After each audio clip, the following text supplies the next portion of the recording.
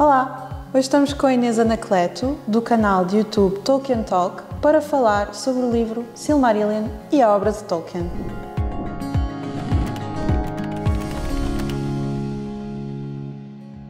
Inês, obrigada por teres aceito este convite, vir aqui conversar um bocadinho connosco sobre a obra de Tolkien. O Tolkien já é considerado um autor clássico, é precursor do género de fantasia e por isso a Planeta está aqui a apostar na publicação da obra do autor, com uma nova tradução e com estas capas super bonitas. Acho que elas ficam super bem juntas com os desenhos originais do autor. Antes de falarmos sobre os livros propriamente ditos, eu gostava de te perguntar quantas vezes é que leste os livros do Tolkien, se é que tu sabes responder a isto. Em primeiro lugar, obrigada pelo convite. Muito bom dia a todos, boa tarde, boa noite, depende de quando estão a ver isto. Basicamente, eu já perdi a conta, porque eu tinha o hábito de, quando comecei a ler, mais ou menos em 2009, 2010, eu gostava muito de ler todos os anos na praia. O Hobbit, o Senhor dos Anéis, o Silmarillion, mas depois quando comecei a ter mais vi que era uma tarefa impossível de ler em 15 dias de praia, então fui perdendo a conta. Basicamente, desde que entrei no Tolkien Talk, né, eu perdi a conta de quantas vezes é que leio os livros, porque eu pego neles quase todos os dias, mesmo que não seja para fazer uma leitura completa, nós estamos constantemente a ir pesquisar, a ler aquele capítulo, porque é preciso para um vídeo. Basicamente, todos os dias eu estou com os livros na mão. A última vez que li, não sei... Talvez agora quando estive a fazer o trabalho para o Silmarillion. Sim, porque a Inês Anacleto faz também a nossa revisão das traduções dos livros. Inês, perguntava-te então porque é que tu gostas tanto destes livros e o que é que as pessoas podem encontrar nesta obra, porque é que é tão importante ler Tolkien?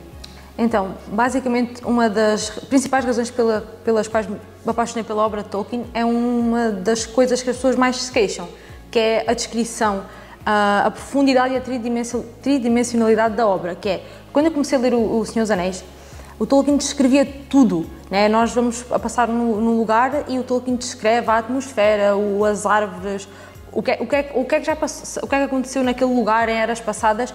Então eu basicamente adorava ler cada detalhe e imaginá-lo enquanto estava a ler. Então para mim o nível de detalhe, que é o que muita gente se queixa, porque é muito chato e ele leva muito tempo a explicar coisas que nem interessam, para mim isso era o mais importante, era uma coisa que eu adorava, porque imaginava tudo na minha cabeça. Claro que já tinha a ideia dos filmes, né? Mas criava também a minha própria versão da Terra-média ao ler os livros. E basicamente uma das coisas que eu acho que é mais importante na obra de Tolkien é que, para além de ser uma grande obra de fantasia, é que ela tem valores muito importantes que se aplicam ainda aos dias de hoje, que é a amizade, que é a força dos mais pequenos que conseguem fazer rodar as engrenagens do mundo, não é? Não são só os grandes, os poderosos, mas sim os pequenos hobbits, né? E então acho que é uma lição muito importante que continua presente nos dias de hoje e talvez cada vez mais, né? Que nós, mesmo que possamos fazer uma pequena diferença, a nossa diferença é sempre importante. Eu acho que basicamente é os valores que a obra transmite e que mantêm-se atuais atualmente. A Planeta publicou então agora o Silmarillion. Podes-nos contar um bocadinho da história deste livro? Então, basicamente o Silmarillion é a obra mais importante de Tolkien. Foi a obra onde ele trabalhou a vida inteira, não no sentido de querer que fosse uma obra publicada porque ele queria, mas sim porque era a obra dele, a mitologia dele. Tolkien começou a semear as sementes do legendário, por assim dizer, em 1914. Começou depois a escrever aquilo que se chamou o Livro dos Contos Perdidos, que foi um pré-Silmarillion, e mais tarde toda a mitologia que nós chamamos o legendário foi evoluindo até se tornar o Silmarillion, e foi um trabalho que o Tolkien nunca parou ao longo da vida. Ele reescrevia histórias, ele ia lá e voltava e mudava, ele mudava nomes de personagens, mudava o nome de lugares, mudava as próprias histórias, e ele fez isto até à morte dele. As últimas coisas que ele escreveu antes de morrer eram sobre, por exemplo, a história de Galadriel e Celeborn, então ele nunca parou de reinventar a sua história. E claro que, obviamente, ele queria que a obra fosse publicada, o que só acabou por acontecer depois da morte dele, não é? Mas nós temos que ver o Silmarillion como um trabalho de uma vida e não apenas como um livro em si. Por isso é pensar que, ok, o Hobbit é importante, o Senhor dos Anéis também, mas foram obras que foram criadas depois de já existir o próprio legendário e que o Hobbit do nada entrou para dentro da Terra-média sem o Tolkien saber como. Aquilo basicamente era uma história para crianças. E depois O Senhor dos Anéis foi pedido pela editora depois do sucesso do Hobbit, então foram obras que já tinham ali toda esta questão comercial envolvida. O Silmarillion não, o Tolkien começou a escrever porque queria inventar uma mitologia e ele criava as línguas e queria dar um mundo para as línguas que ele criava, então temos que pensar nisto como a obra da vida do autor, o trabalho da vida dele. Sim, então isso explica-nos porque é que o Silmarillion é tão importante na obra de Tolkien, porque é que é tão importante ler Silmarillion, mas o que é que podemos encontrar neste livro? Que lendas, que histórias é que podemos aqui encontrar? Então, basicamente, o Silmarillion é a história da criação do mundo, vem desde as origens de Arda, que é como se chama o planeta, por assim dizer, onde está a Terra-média. Ele começa pelo Ainulindale, que é a história da criação do mundo, pelo Eru, que é o Deus, e depois através dos Valar, que são seres angelicais que na nossa linguagem podemos chamar de deuses também. Depois temos o Valaquenta, que é o relato desses deuses, desses Valar e das Valier, que são as senhoras dos Valar. E depois temos praticamente o Silmarillion em si, que é a história dos elfos, da criação das Silmarils, dos elfos quando foram para Valinor, depois voltaram para a Terra-média para lutar contra o Senhor Sombrio, o Morgoth.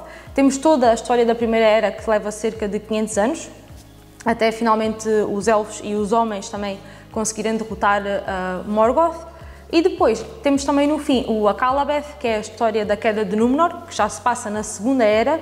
E por fim temos também um pequeno capítulo onde se fala sobre os Anéis do Poder e também a Terceira Era. Então é um grande resumo de todo o legendário, desde o início dos tempos, desde a criação do mundo, até ao final da Terceira Era, que é onde acaba o Senhor dos Anéis. Por fim, perguntava-te, a Planeta tem estado então a apostar na nova tradução destes livros e é um processo no qual, como dissemos há pouco, tu tens estado envolvida. Queres nos falar um bocadinho desse processo? O que é que os livros ganham com esta nova tradução? Então, para o Tolkien, a língua era um dos pilares principais da sua obra, tanto que ele criou diversas línguas élficas, criou línguas dos anãos, criou a língua negra de Mordor. Para ele as línguas é um dos pilares principais, fundamentais, ponto.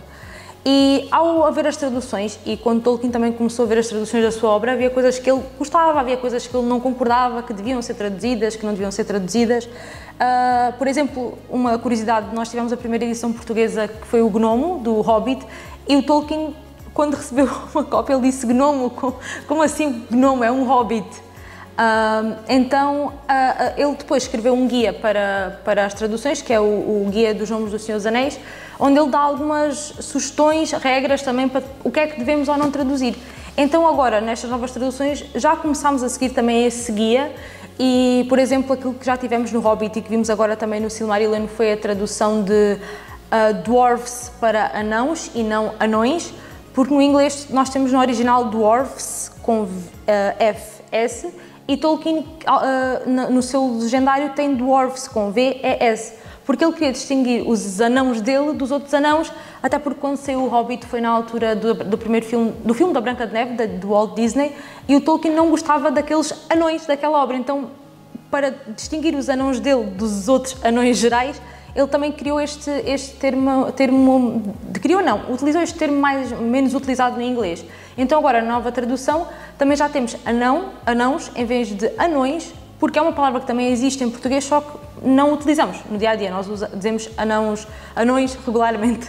Então é muito importante seguir este guia das traduções e manter também toda uma coesão ao longo de todas as obras, ver aqui o que é que podemos traduzir, o que é que não podemos traduzir. Há muitos termos que estão em inglês antigo, por exemplo, que à primeira vista pensamos, isto não é um termo que é para traduzir porque deve ser uma palavra que o Tolkien inventou.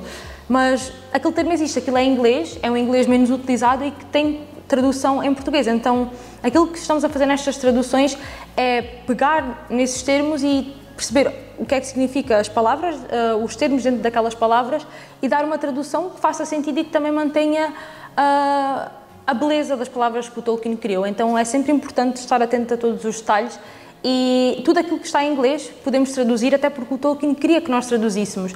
Pode parecer um bocado estranho quando nós vemos termos que nos estamos habituados a ver em inglês, né, por causa dos filmes e até das séries, e depois vemos essas traduções em português, parece um pouquinho estranho, mas podemos traduzir à vontade, então novas traduções são sempre boas, são sempre novas visões, lá está, não há traduções certas nem erradas, porque ao traduzirmos estamos exatamente, até como dizia o Humberto Eco, tradutor traitore, ou seja, o tradutor trai porque está a alterar uma obra, mas lá está, é fazer um trabalho de estudo, né? Vermos o que é que o Tolkien queria, o que é que não queria, qual é o verdadeiro significado das palavras e depois aplicar nesta nova tradução, nas novas traduções aqui da obra. Obrigada, Inês, por vires aqui falar connosco sobre o Silmarillion e por toda a ajuda que nos tens dado então na tradução destas obras. E aí desse lado fiquem atentos, porque a Planeta vai continuar a traduzir a obra de Tolkien, sendo que o próximo livro, Os Filhos de Húrin, vai sair já muito em breve. E não hesitem então a ler estes livros que são já um clássico apreciado por tanta gente em todo o mundo.